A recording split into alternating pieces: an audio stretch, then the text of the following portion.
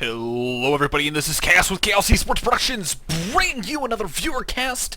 Today we're going to be looking at Arion's PvT. Now, I had a short session with him over the weekend to kind of give him a little bit of coaching, tips on how he should improve and things like that, so we're going to take a look and see where he's still tripping up. He's had a couple games PvT that we're going to be taking a look at this week. This is the first one we're going to take a look at. So, I definitely did enjoy my time playing with him, giving him some tips on how to get his game up, things he should work on, and things like that. So, feel free, if you guys would like to do some coaching with me over a weekend. We'll have to find a time to schedule it in. Feel free to shoot me an email. There's an email in the description that I check pretty regularly, so feel free to send any info to that. Also include like a Skype, so that way I can get in contact with you and we can figure out what works for both of our schedules. So, PvT, in my opinion, is probably one of my... I'd say I'm a 50-50 PvTer. It's kind of a, depending on what happens as far as the early game, really depends on how the game goes. So Arion's just going to be doing a standard 13 gate, getting his gas a little bit late. Personally, I choose to go ahead and get my gas on 14 as opposed to 15. We're going to go in here and see pretty much everything looks normal. Only one barracks so far, and looks like we're going to be putting the probe back, going back to our Nexus, going to boosting out them probes. Pylon's a little bit late, and the Cybernetics core is also actually no, Cybernetics core is fine. Just need to get that down. Bam. Okay, so yeah, so the second pylon's a little bit late, and it's going to actually pylon block you for just a little bit, but I think overall not too bad. You're going to hide your probes, so things are looking good. Now, one thing that you probably need to be worrying about, since you're finding a lot of more rushes and things like that, at the 4-minute mark is about when you want to go poke in again and see what your opponent's doing, because you haven't seen any gas, as can be seen by the mini-map, and you've only seen one Rax, so unless he's going for an expansion in the main or walling off, which he's not, you can easily get in there and get an idea of what you're up against. So chrono boosting out your warp gate research. Basically, now your pylon blocked a little bit once again, so definitely need to keep an eye on where your supply is with respect to what you're building, because obviously that's going to limit the number of units that you have out. Let's see, you walk in with the probe, and what do you see? You see lots of racks, 4 racks, and 2 Marines. Now, at this point, you should be saying to yourself, he's only got 2 Marines and this many racks out. There's probably you need to be ready for anything, because you have no idea whether or not he sent out any Marines up front to go do a little bit of harassment. So definitely need to make sure you're getting things up. Now, one thing that I do want to comment on is you are building 2 stalkers. Now, you have seen 4 racks or 5? He has 5, I'm pretty sure. Yeah, he's got 5, but you've seen 4 racks. You know that he's basically going to be just sending millions of Marines over to your base as soon as possible. So getting up stalkers is okay, but what you're highly concerned with right now is getting out sentries, because you need to hold this ramp at all costs. You let him get up in your base and you're just dead. I mean, that's that's pretty much it. So you're getting out your warp gate as quickly as possible, throwing down a robotic bay. Now, this move is actually, in my opinion, not a good one. The reason why is because what can a robotics bay build? A robotics bay build observers, immortals, and what are those called? Wow, I can't think right now. the little warp prism. There you go.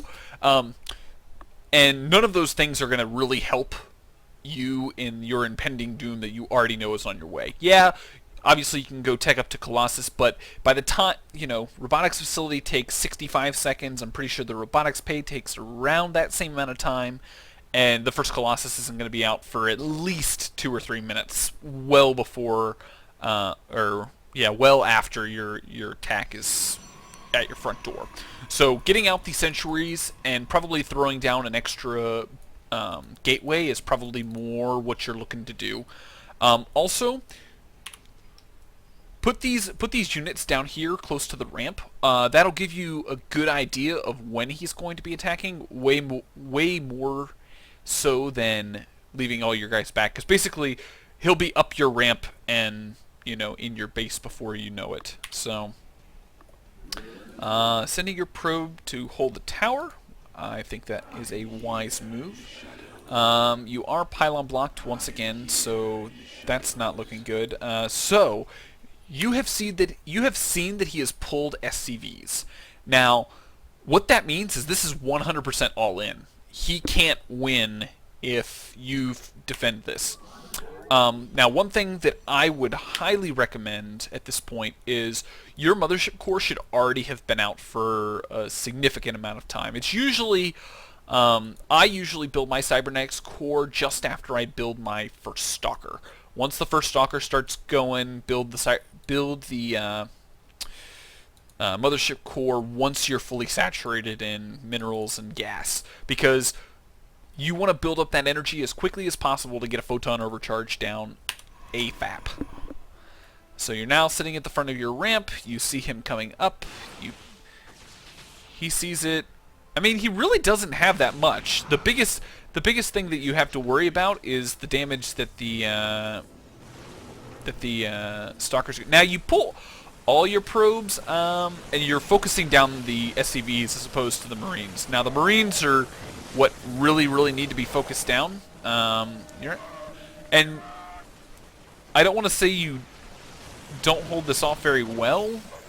Yeah, so the biggest thing is the amount of time that these stalkers weren't engaged in the fight. At every given point in time, his Marines were killing probes and killing your zealot. And what really needs to have happened is, these stalkers need to be firing like mad, because this is all your opponent really has, minus the handful of stuff that's... Okay, so he did leave a handful of SCVs.